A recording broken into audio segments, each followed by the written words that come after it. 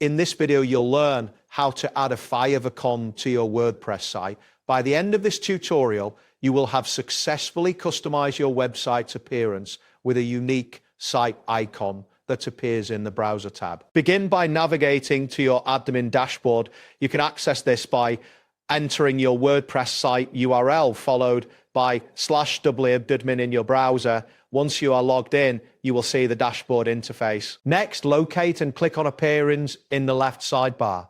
A submenu will appear. From this submenu, select Editor. This action will take you to the theme editor where you can adjust various design settings. Once the editor loads, look for the Design option on the left panel.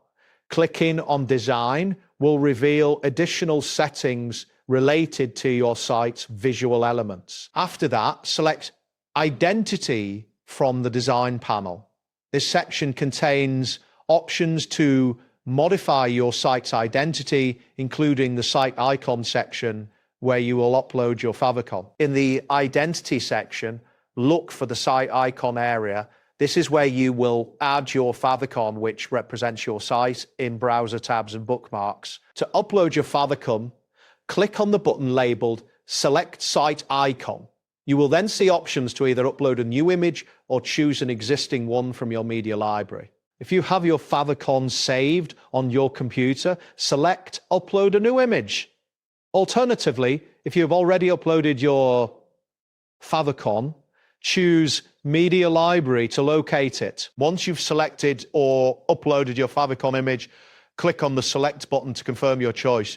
This action will set your chosen image as the site icon. Now that your favicon is selected, look to the top right corner of the screen and click on the Save button. This step is crucial as it ensures your changes are applied to your site. To verify favicon being successfully added, check your browser tab. You should see the new favicon displayed beside your site title. If it does not appear immediately, you may need to refresh the page to see the update. And that wraps up today's guide. Thanks for watching and catch you in the next tutorial.